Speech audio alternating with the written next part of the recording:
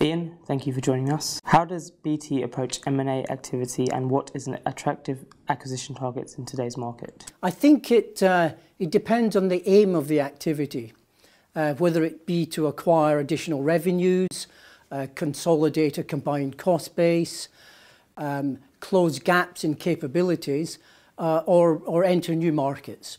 Broadly for us, if we're going to enter that activity at all, there's got to be one of four main aims.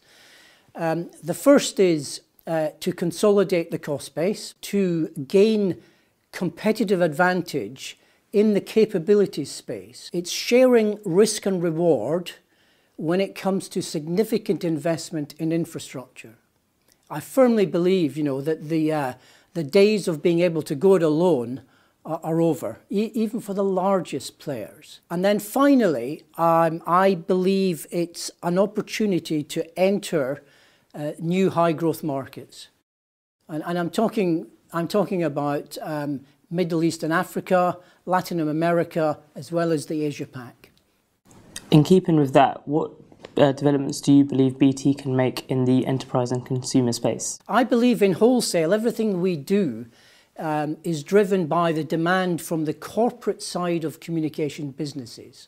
And that demand in turn, increasingly, is being driven by the requirements of both the enterprise unit and the consumer unit.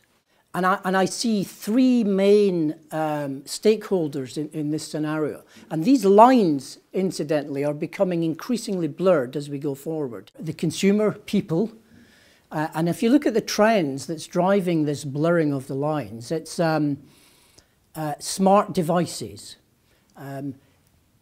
increasingly becoming commonplace, increasingly providing access to ICT services, anytime, anywhere.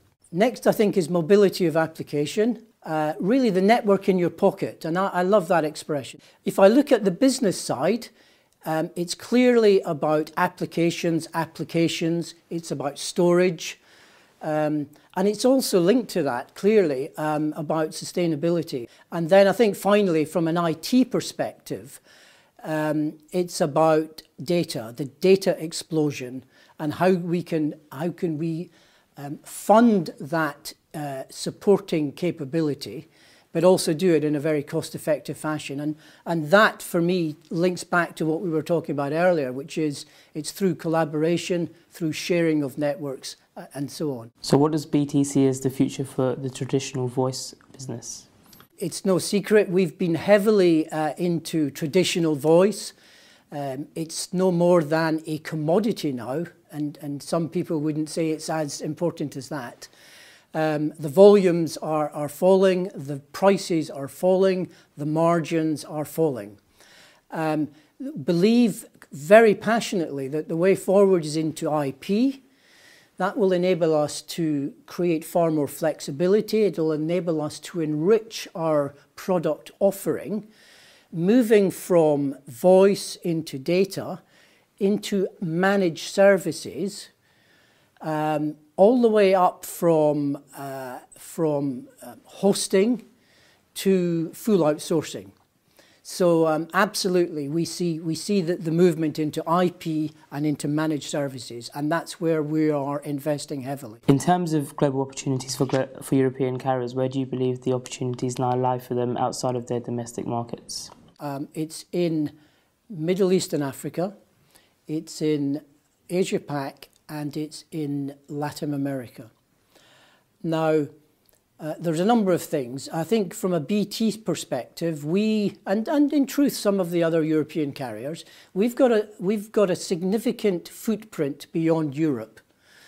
And we're therefore in a strong position to help these emerging carriers enter these markets without the need for them to go alone with major risk investment, with the returns of investment being uncertain.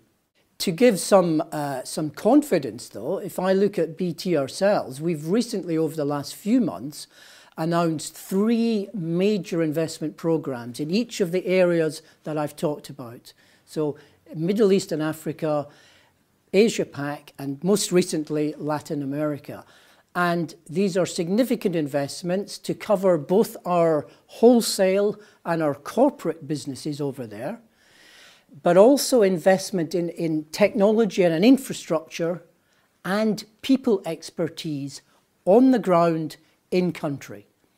And we believe clearly without that combination of in-country presence, it's going to be very hard to crack the opportunities that exist. With the market constantly changing all the time, who do you believe will be the dominant players in the market in the next 5 years? Let me be a bit provocative and say I think it's the wrong question to ask.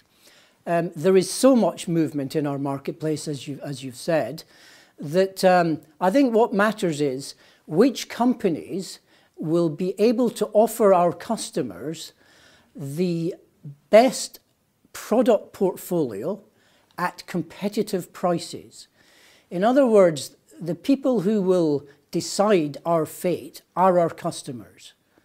And so I don't think it's worth spending a lot of time debating who might be the dominant players. I think we all need to have a customer-centric agenda in order to address the challenges in our marketplace, the challenges that our customers have in their home markets and overseas, and to help them exploit the opportunities. And I think BT, as a major player worldwide, is extremely well positioned to do that in terms of its years of expertise, its large footprint across the globe, and its very strong and evolving product portfolio. Ian, thanks for your time. Thank you.